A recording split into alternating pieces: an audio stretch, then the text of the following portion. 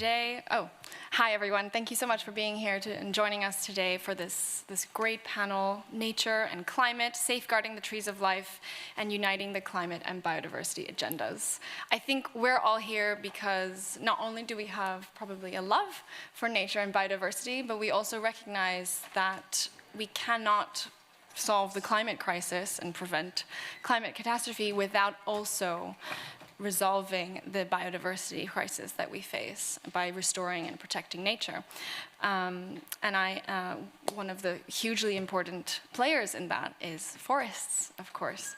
So I'm very honored to be here as a forest ecologist, big cat conservationist, and a storyteller to showcase, connect, and shed light on the amazing work that our panelists here are implementing and championing on the ground for forests. So I thought I'd just go around and give everyone an introduction. First, we have Silvana Baldovino, Director of the Biodiversity and Indigenous Peoples Program at the Peruvian Society for Environmental Law, and Melissa Sanchez will be speaking on her behalf. And we have Fabio Ferrari, founder and CEO of Adriada, developing and financing large-scale projects for biodiversity and nature-based solutions. We have Carlos Eduardo Ribeiro Jr., project coordinator and founding member of Canoa del Toda, here on behalf of the Mato de Onça Forest Reserve in the São Francisco Basin in Brazil. We have Alberto Saavedra Olaverieta, trustee of the Fideicomiso Bosque de Chapultepec, a forest in Mexico City, changing the health and wealth of the residents. Denis Geoffroy, Public Affairs and Sustainability Advocacy Director of Groupe L'Occitane, here representing the Climate Fund for Nature by carrying L'Occitane Group and Mirova. And finally, Zhou Jinfeng, Secretary General of China Biodiversity Conservation and Green Development Foundation, showcasing the biodiversity conservation in our neighborhood project. So thank you all for being here. I thought I'd start off with our implementers on the ground. For Carlos, Silvana, Melissa, Jinfeng, Alberto.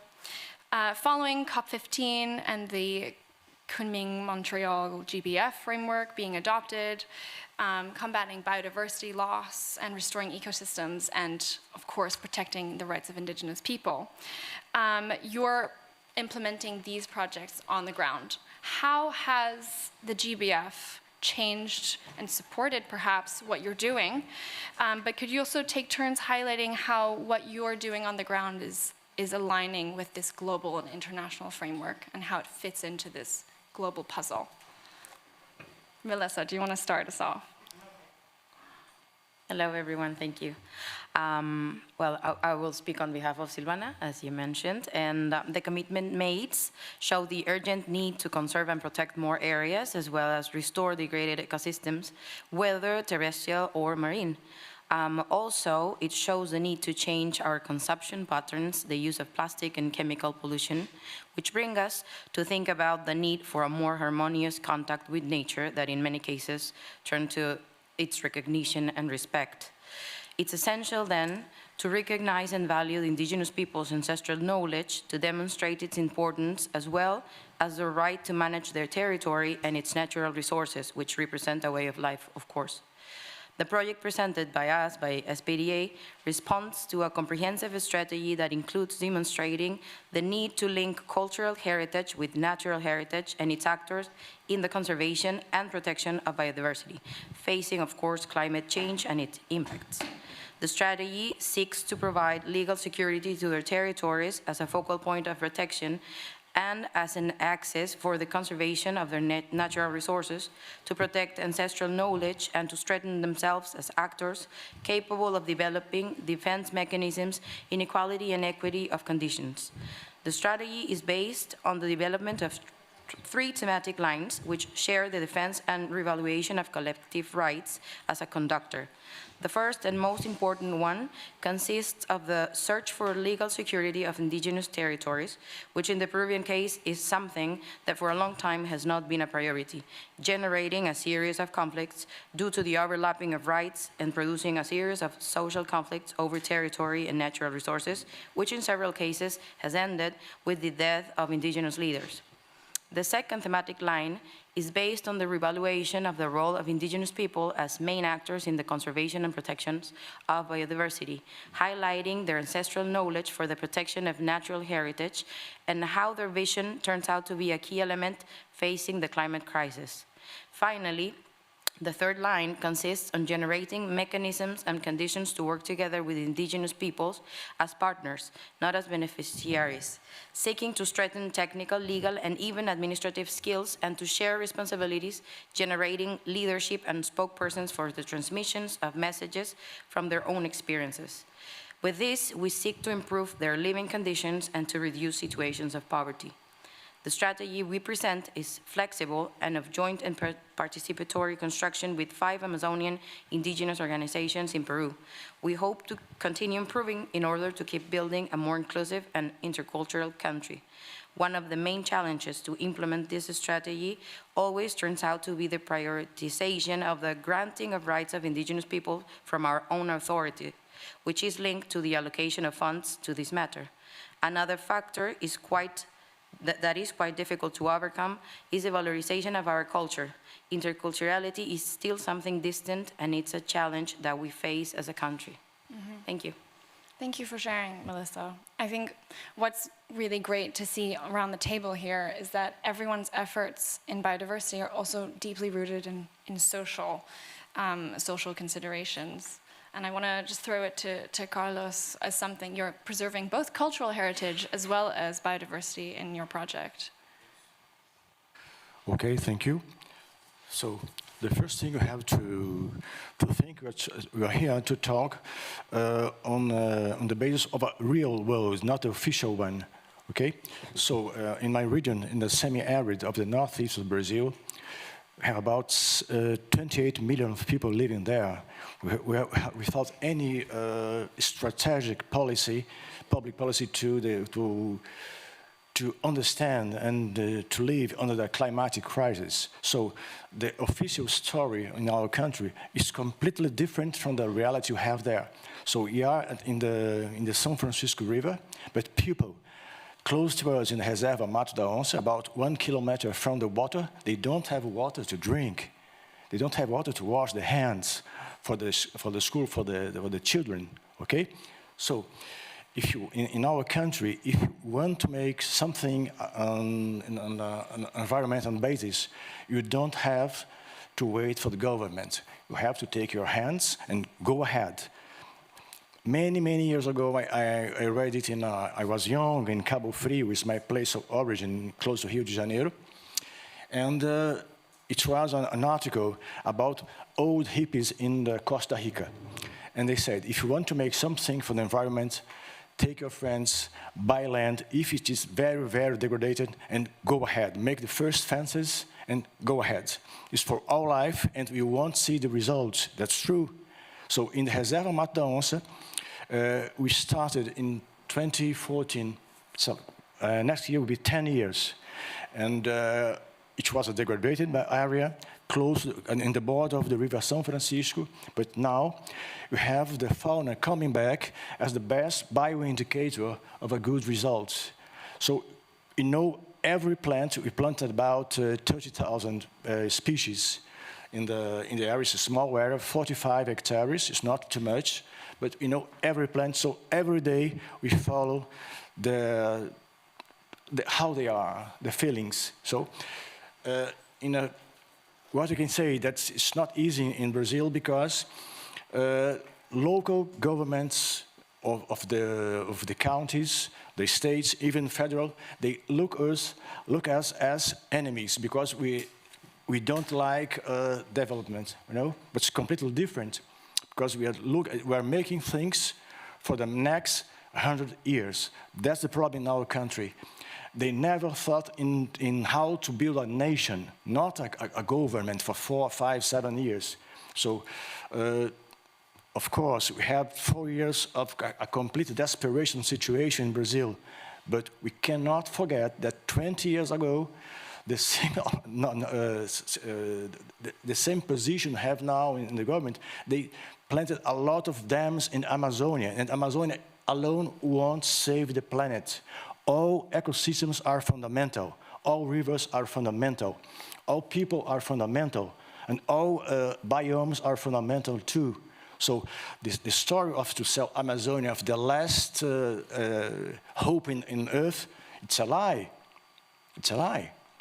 Because, of course, you have the Amazonia found, a lot of billions of dollars, but we don't have a fund for the Caatinga biome, we don't have a fund for the Cerrado biome, for the Forest Atlantic, okay, for the Atlantic Forest, excuse me, and for the Pampa in the south of the country. It's a lie. All rivers in all the world are important, like the Congo River, like the San Francisco River, like la rivière Sena, le Sena, la Seine, ici. Enfin, every river is important. We have to protect water for the future. So in Brazil, we are at present in a battle against the people who controls water. But now we have Coca-Cola, we have Nestlé, Lyonnaise des Eaux. They are all there. And the San Francisco River is the first case of a privatized river in Brazil. Because the last government, they privatized the river, so Chesf is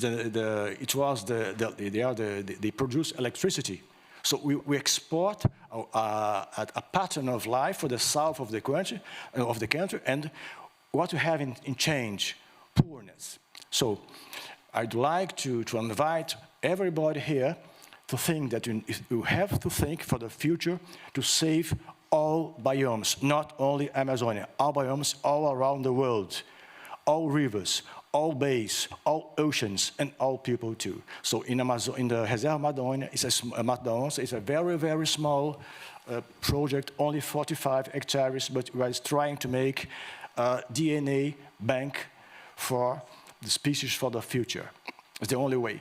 We have to take the land with our hands and go ahead. And don't wait for the results. They will come one day. We won't see, of course, but they will be there. Thank you. Thank you, Carlos. That was beautifully said. And I think I want to throw it to Alberto as taking these lessons from locally implemented programs, focusing on water, but also focusing on all habitats being important for both human health and nature's health. How does that work in cities? Because we often don't consider the biodiversity that we find in cities and how they can transform millions of lives in a metropolitan center. Thank you, Selena. I try to be brief. The problem that you have here is that every one of us are in love with our projects, and we could be perennially talking about the virtues of what we do. I want to build on a sentence you have just said on the social component that is always related to these topics. If you disappear only one species in the world, there will not be any problem with the climatic change or whatsoever. If all the Homo sapiens disappear, the planet is doing well. But we are not in the business of disappearing the Homo sapiens because casually we are the Homo sapiens. So we need to develop the wisdom to take care of the planet. We have to change our mind, and we have to begin to think that we are gardeners, guardians of our planet. That's the play that we have to do.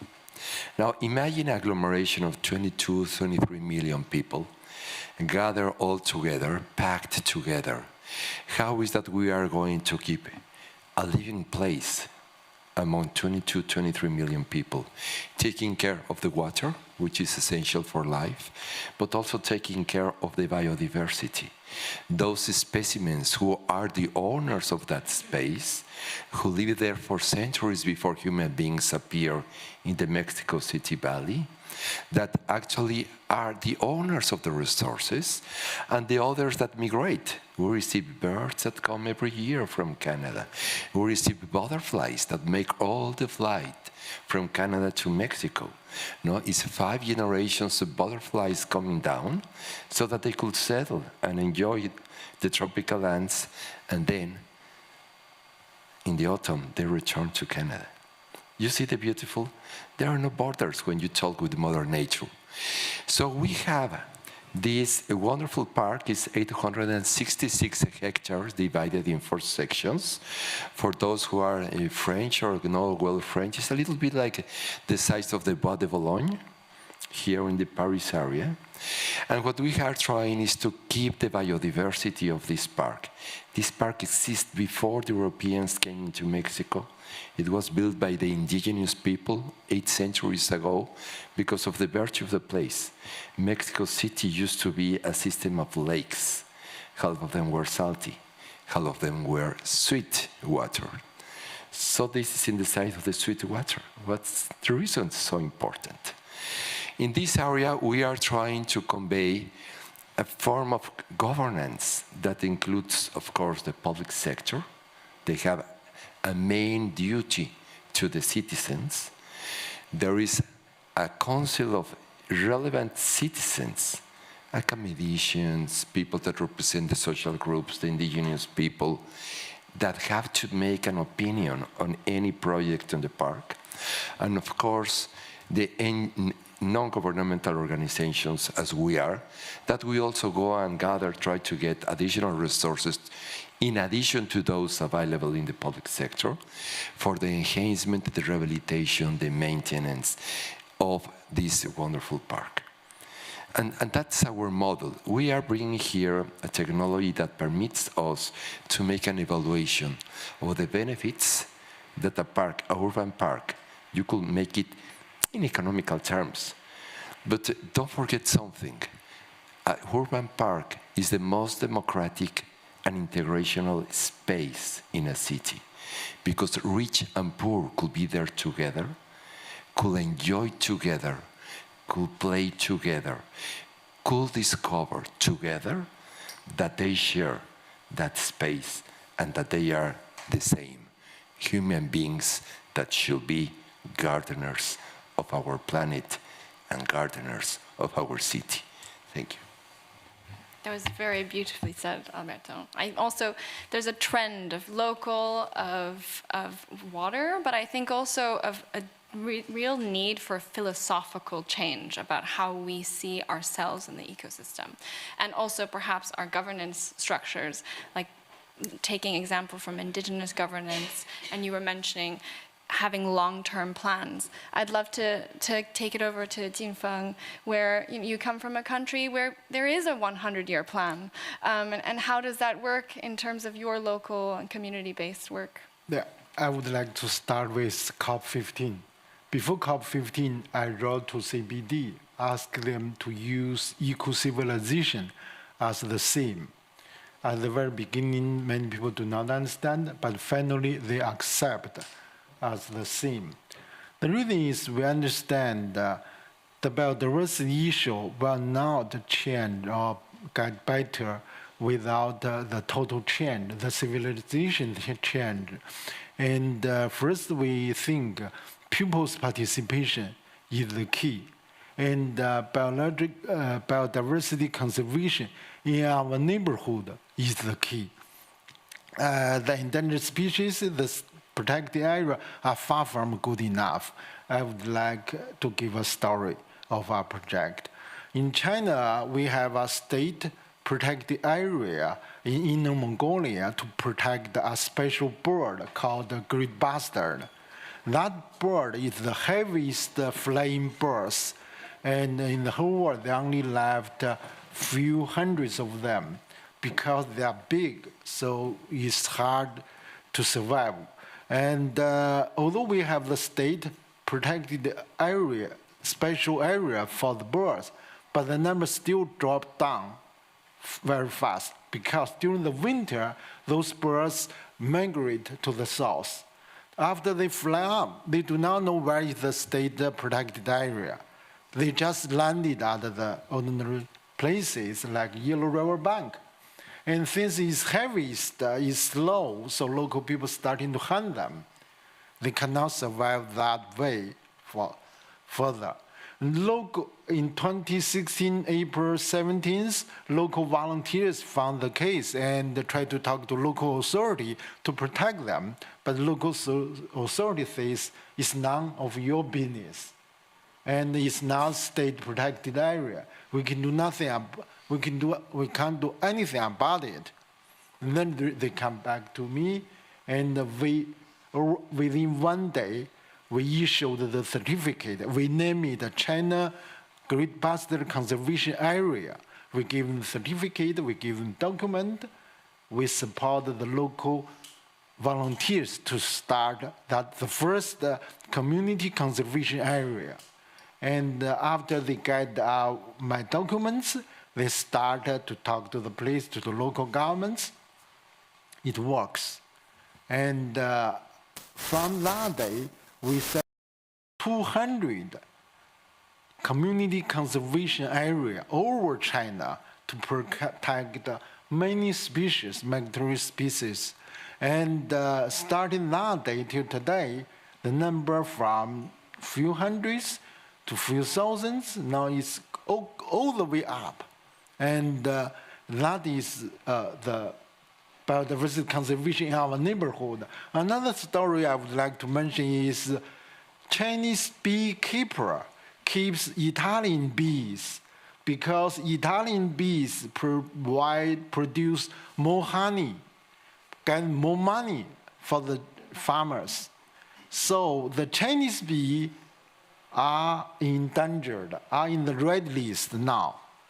What happened? The Chinese bee are different from the Italian bee. During the early spring, they go out 1 month earlier because they are in tune with Chinese nature. And without Chinese bee, those Chinese grass will not get seeds. They will not regenerate next year. That land will go desertification. And the water resource habitats will face serious problems. So we organized the local, recently an international leading honey company come to China. They have great business. They need more products to supply the market. There's somebody trying to bring their special trees to China to produce that special honey. I talked to the CEO, that's not correct. Even it's planting trees is not correct. You should collect the Chinese bees honey. And that land, that product, in tune with Chinese nature, in tune with Chinese people. And that is real biodiversity conservation. At the beginning, they start paying some fund to Ogucanto, to Panda, to protect those things. That's not important. It's important is you should, during your doing your business, do conservation. That is we call biodiversity conservation in our neighborhood, including the state grid. We have contracts. Including the airports, we have contracts to support them to do business, to make living, but at the same time to do biodiversity conservation, which is the only solution to our problem today. Thank you. Thank you. Thank you for sharing. I think one of the key takeaways from that is conservation being integrated in every level of society, in all of our interactions in business, and not just something that environmentalists are doing in our own silo. And also, I'm really hearing from everywhere the idea of the transboundary conservation. Nature respects no borders. Nature respects no state-protected areas. They will migrate, they will move. A river does not respect the area that we confine it to. And just to revert back to integrating conservation into every aspect of culture, I'd love to ask Dennis and Fabio, finance also transcends borders and transcends projects and continents. And how can we mobilize finance into real on-the-ground projects that are holistic and respecting and aligning with the COP15 biodiversity framework?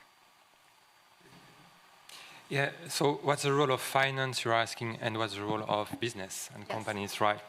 Well, definitely the protection of the environment has been at part of the L'Occitane Group DNA. It's a group of cosmetic brands, so we use natural ingredients to create products.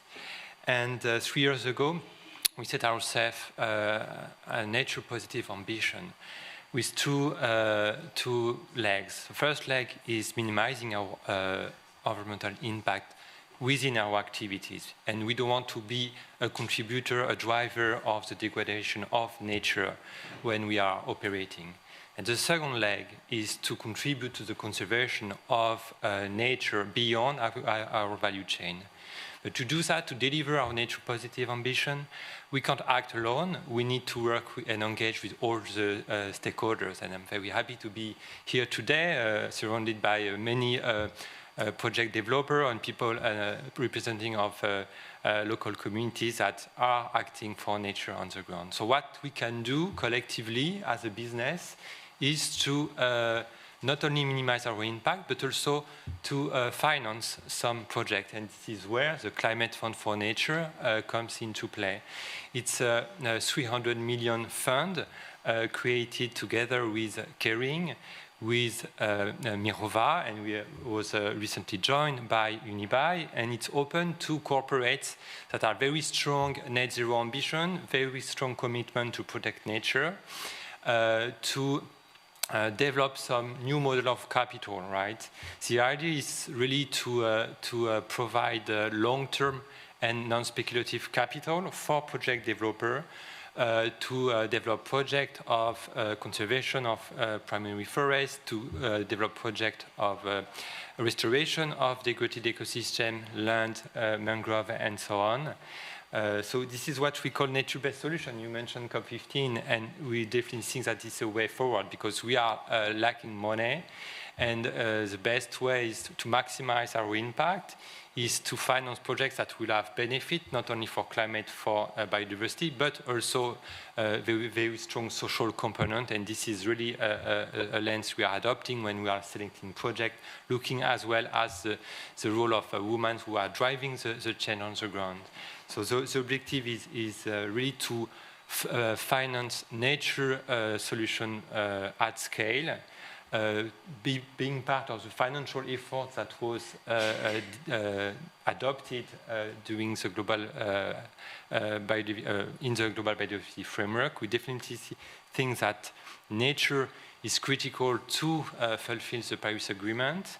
Nature-based solutions are a great solution to deliver those benefits for nature, but also for people.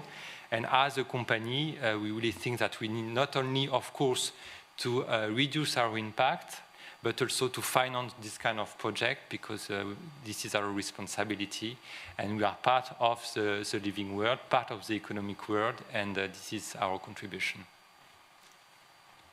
Thank you. Thank you. It's great to hear from particularly business in the creative sector with real consumer interface rather than the finance sector, which is usually quite faceless. But Fabio, I'd love to turn that same question to you and how you're funding these projects and how that aligns. Yes, thank you for your question. Actually, I created Atredia exactly to answer your question. Well, first we started to try to understand what was really the problem. How can we really protect biodiversity? Sorry, what does it mean to protect biodiversity? What was really the problem? And the first answer was it was really the pressures, the human pressures that are put on this biodiversity that destroys this biodiversity. So we say that, okay, we have to reduce this pressure on lands that has to be protected.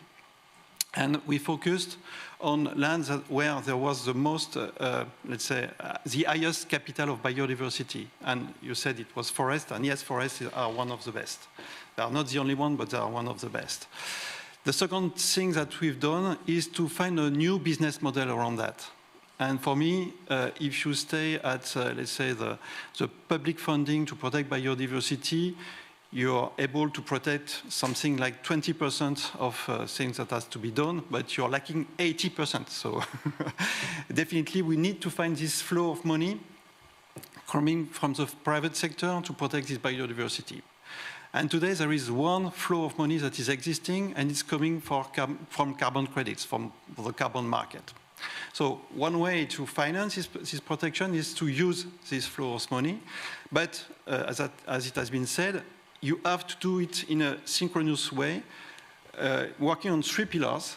Of course, climate, but also biodiversity and also social. Social is obvious. If you are not addressing the social problem, then you are not reducing the pressures that are coming from the human beings that are living around this forest. So it is important to understand that if you do something without addressing the social problem, you can be sure that after 5 years, after 10 years, it will come back. So that's an important point. Doing so, what are we doing exactly in Adriada? We are looking to places where this biodiversity has been degraded, and we build a plan to restore the biodiversity and to reduce the pressure on that. Doing so, most of the time, we are implementing agroforestry, we are replanting trees, and it sequestrates CO2. When a tree is growing, it sequestrates CO2. So we can generate these carbon credits that are going to finance the project, so one flow of money. It's not enough. It's not enough because at the end of the day, if you want to finance biodiversity protection, it's not only the CO2 that will do it. When you have a large stock of biodiversity, you need to finance this stock of biodiversity. And just to give you, let's say, an overview, the stock of CO2 is the atmosphere, the stock of the biodiversity is the forest. So 2 different stocks. But the forest is a common part of these 2 actions. So this is why we are acting on this part. To protect this biodiversity, we are now creating a new value. We are working on biodiversity credits. We name it biodiversity certificates just to avoid, let's say, a shortcut to say that by protecting, you authorized to destroy. This is not really the idea. It's more to find a way to generate a new flow of money for this protection. How we do that? Companies like L'Occitane, for example, are now measuring how they affect biodiversity. So the impact of what they are doing is measured. For the climate, you measure what you emit in terms of CO2. And for the climate, you can say that you will help to sequestrate the CO2 from the atmosphere by buying CO2 credits. What to do for biodiversity? You have to buy these biodiversity certificates to explain that you're reducing your impact as much as possible, and they are doing it. But at the end of the day, there is something that will remain, and you will help to protect this biodiversity by buying these credits. And this is a new flow of money. And as it has been said today, unfortunately, climate is in the head of everybody. Biodiversity protection, not yet.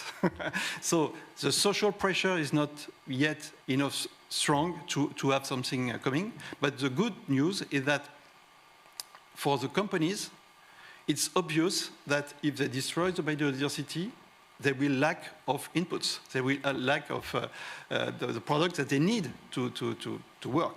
So let's say that for climate, it's indirect, it's energy. For biodiversity, it's direct. So we see that companies are accelerating in this domain, so accelerating in willing to put this new flow of money to protect biodiversity. So that's the good thing.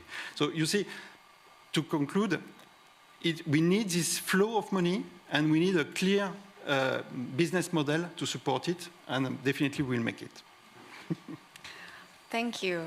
I wanted to just highlight this this idea that we need this flow of money, and biodiversity is not on the agenda, and how in private sector climate is indirect, it's energy, and in the private and in businesses it's direct.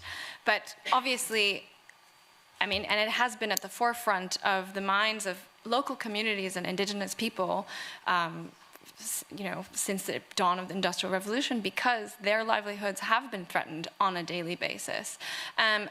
With the COP15 framework, including recognizing indigenous territories, especially for, the 30 by 30 targets, how do you think that affects your efforts in indigenous governance, capacity building? What does that look like on the ground, and how would you like to, suggest that funds like Fabio's or like the Climate Fund for Nature contribute to genuine change on the ground for local and indigenous communities? Silvana or Melissa, would you like to share? Thank you. Well, Indigenous governance responds to their own vision of governing, of course, based on their tradition, their knowledge, their values, and even their own worldview.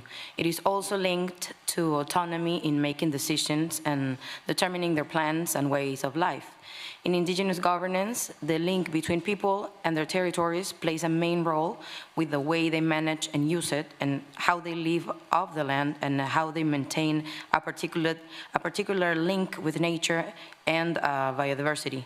For them, nature is just identity. Its existence is the way they are, and is what keeps them alive.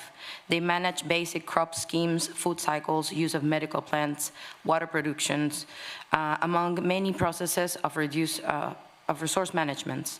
It is said that indigenous people currently support a large part of the world's biodiversity, and that more than 80% of it is in their territories, although they occupy only 20% of the planet. So, based on this knowledge and what these territories protect, and since it impacts the whole planet, we believe, as Carlos Eduardo mentioned, that protecting all biodiversity, and of course indigenous territories, is a priority, not just the Amazon.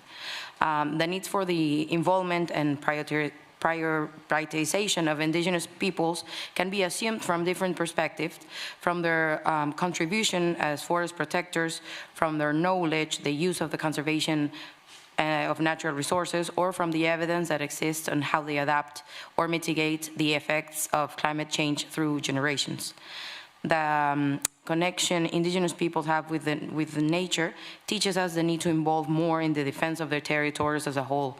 Moreover, considering that, as I mentioned before, they are constantly threatened. Their situation of vulnerability responds to them living on lands full of resources that represent millions of dollars when extracted.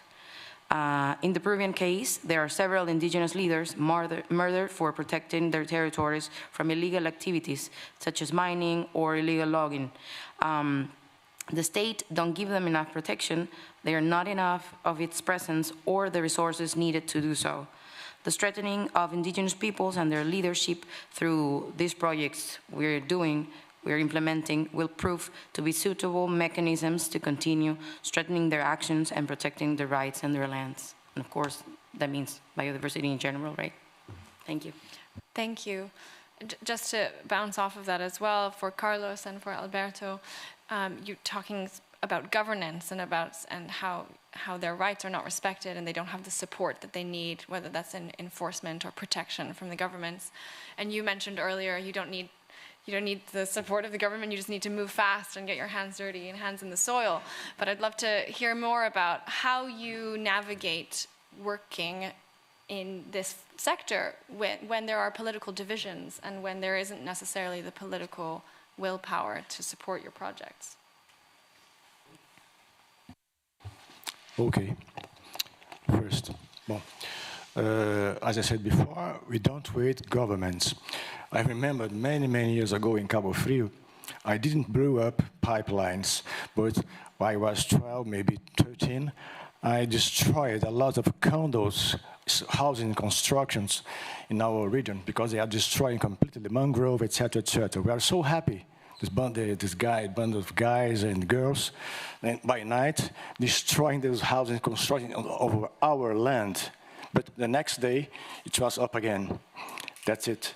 That's the question. So, in Brazil particularly, we don't have the culture to anticipate problems.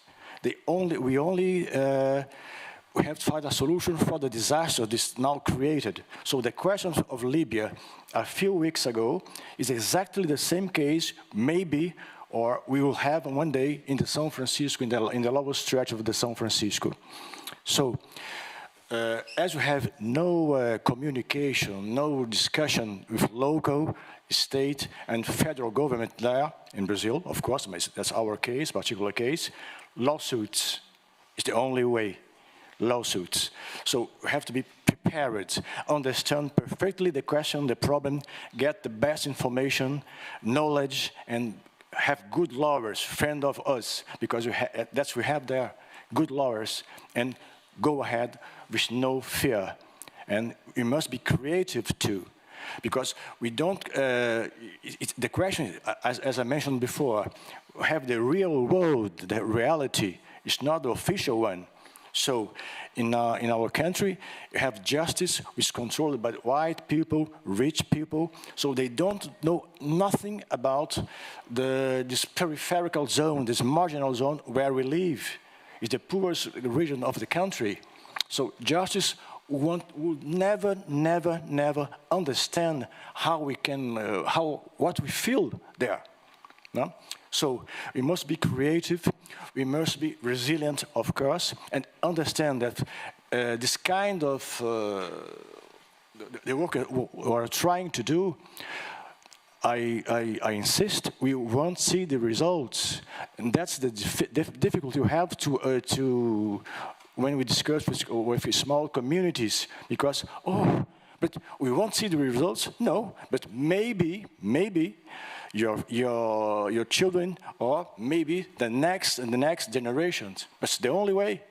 So, as an example, in the reserve, I have food for at least 1 year, because we have a scheme for food safety.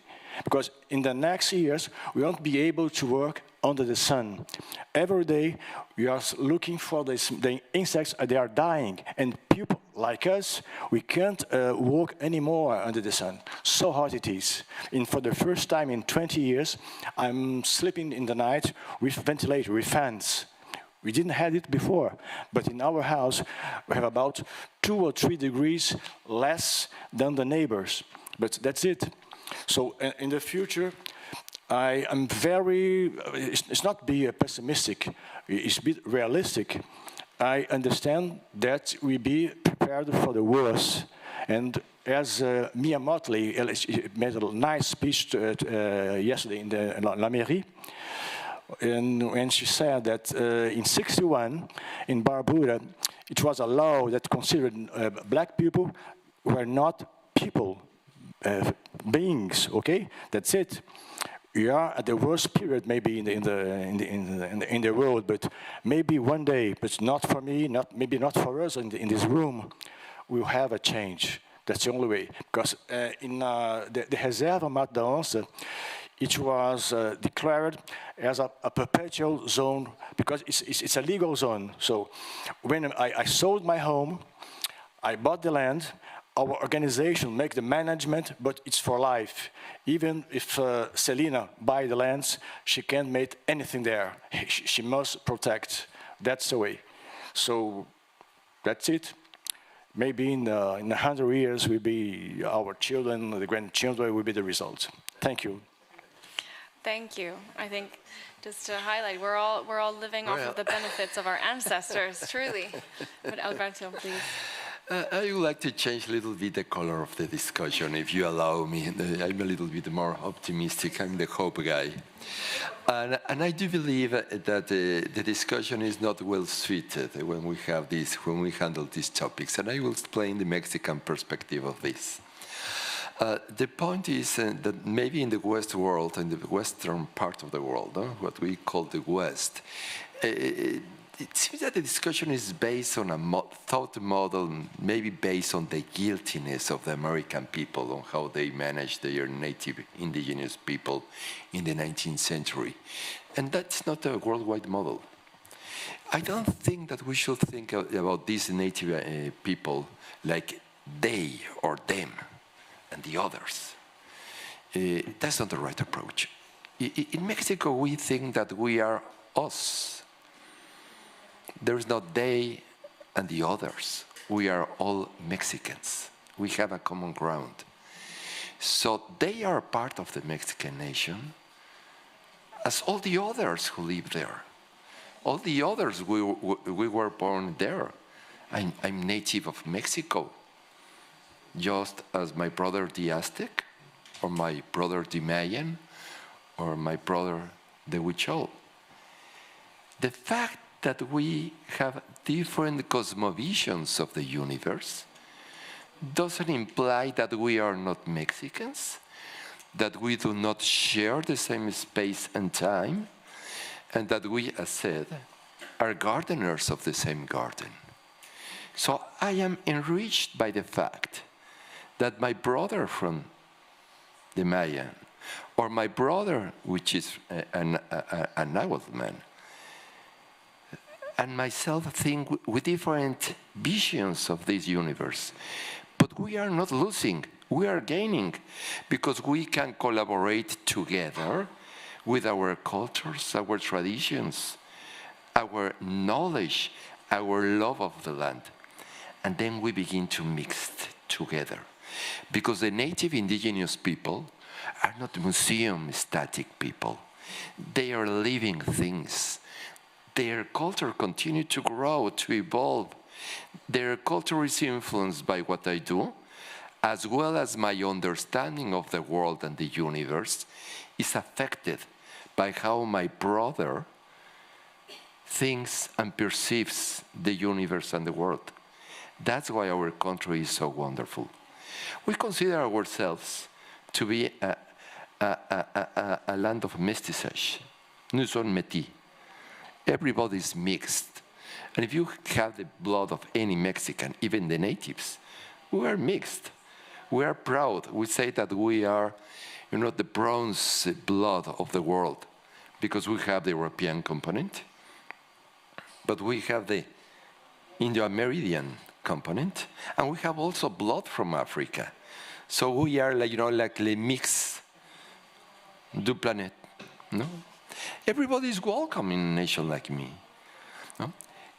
In our nation, we don't have any official language, but we recognize 68 native major national language that should be protected, and hundreds of dialects and other variations.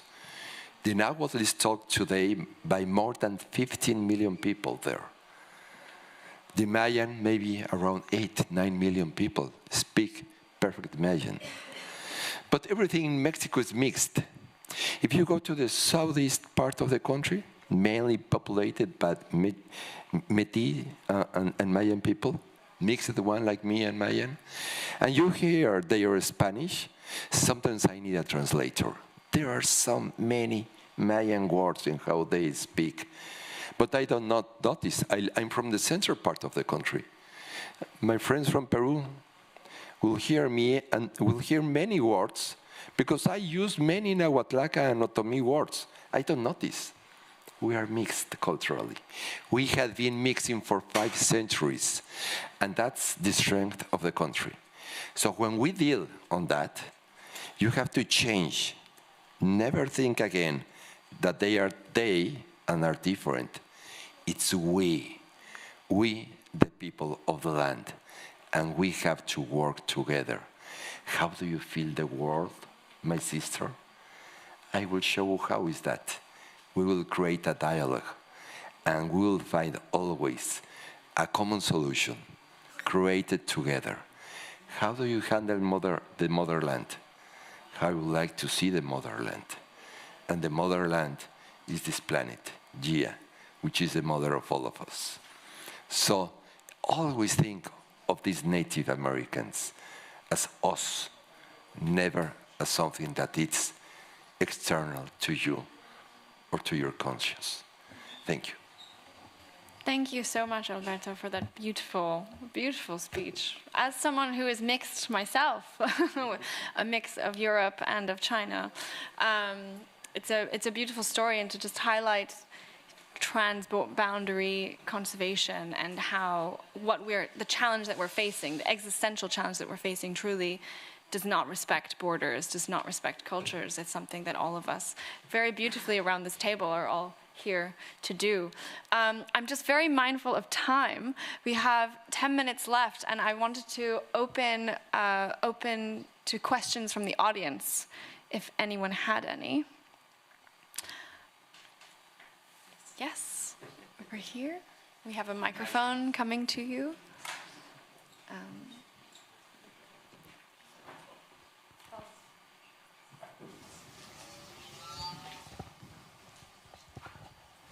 Hi, I'm from the China Biodiversity Foundation with Mr. Zhou, and I hear a lot of your speech and coming from head, And I saw some of the message from you from the heart. And when I was listening to all the speakers of the forum, I think it's so cherishable to listen to someone what you really want to say with your heart. Why do you do this? And why do you want to defend the biodiversity with your fund? What is the message? I didn't hear anything from you from the heart. Then I heard something from you touching very much. And I think one thing about heart and earth I learned from this forum, even for one sentence, I would love to hear just one sentence from your heart, what is in it for you to do this. So anyway, from a Chinese point of view, we want to motivate somebody to call for action or anything to do. It has to come from somewhere else than the brain. So just curious to listen to one closing sentence from all of you, from your heart. Is it very strange? No, not at all. No, it's wonderful. Shall we start with Zhou Jinfeng? We believe people's participation, human-based solution is the only solution to our problem today. And people's participation and awareness will be the key to solve our today's problem. Thank you.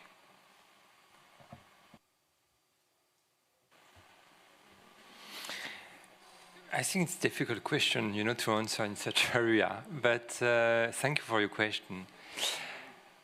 I truly believe that nature is the source of well-being. This is what we experiment in our everyday life. Usually, if you think where you feel the best, it might be in a forest. It might be because you are looking at the flowers. And this is also this idea that was at the beginning of L'Occitane en Provence. Olivier Bossan, the founder of L'Occitane en Provence, decided to start this business to make people aware of the beauty of Provence.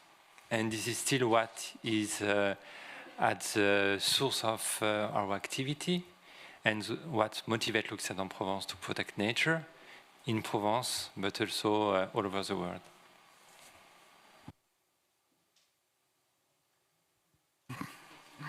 Thank you for your question. Well, I will answer it in two parts. I think that our planet will survive to what we are doing, for sure. The thing that will not survive, if we are optimistic, is at least the quality of life that we have on this planet. And if we are pessimistic, the humanity will not survive to what we are doing. So it's important today to create a value around that. And unfortunately, the way we are living today is mainly focused on let's say, money and the way we are exchanging money. So we have to create this link. This is my view. Thank you.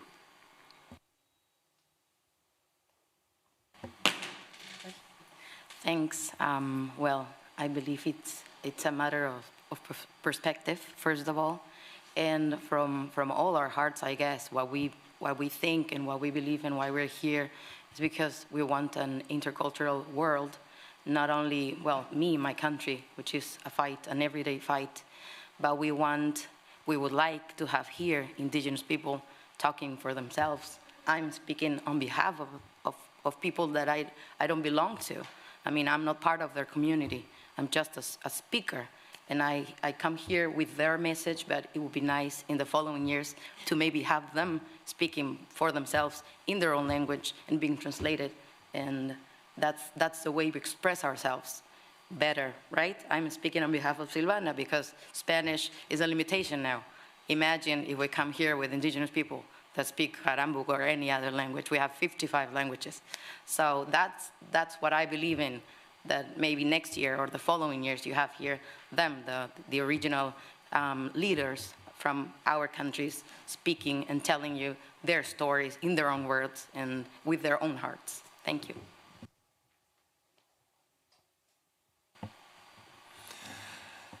The question was about hearts.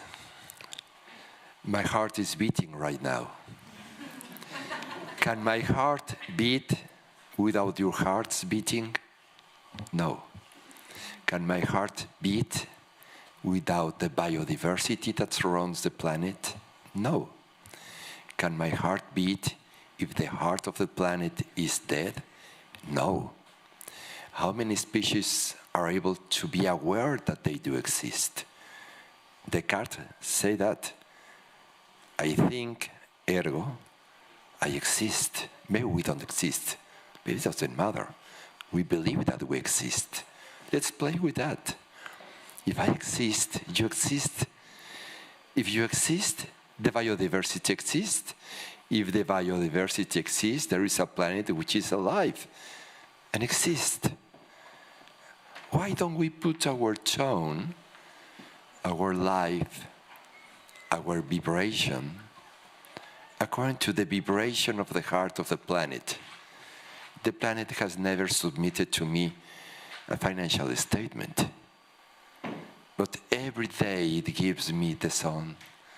Every night it gives me the moon. Well, in France, some clouds from time to time. But I come from a tropical land, So it's a one common heart. Let's mend it. Let's take care of it. Let's enjoy it. Let's play with that. Because when we are over of our very little time, which is a maya, it's an illusion. Imagine that you go and you show, I created 4 years of positive earnings. Have you come for that? We need that for sustainability. We need the resources. But maybe this is a garden to play, not a garden to destroy. I do believe. Think about that. That's what we do that in Mexico.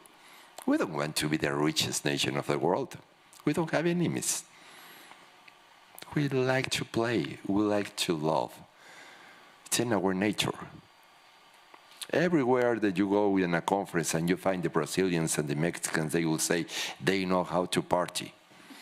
I'm hungover at this moment. We come to play, we come to enjoy, we come to be brothers and sisters, no matter the color of the skin, no matter the intelligence, no matter the sympathy.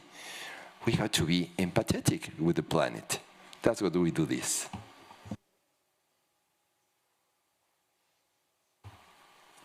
I am 100% analogic. Of course, use digital, but it's once. So for me, it's fundamental to take spiders in my hands. Some days ago, I had a huge cascavel. It's not dangerous. It's a poisonous serpent. It was inside my house, about 2.5 meters, and it was so hot that the serpent was inside, just asking to let me stay here a bit more because it's so good here, so calm. I'm protected it. That's it. That's why I made this kind of thing. So I put a cloth over the serpent and put her outside of the house, and she stayed there, like this, the thickness, It's wonderful. So when we have all the monkeys too, so I like to be by night, in the dark nights, I'm able to see the skies. No? I like sunsets, I like sunrises, I like the smell of the water. I was grown up in the sea, and I take a lot of my time navigating in the sea, single-handed too.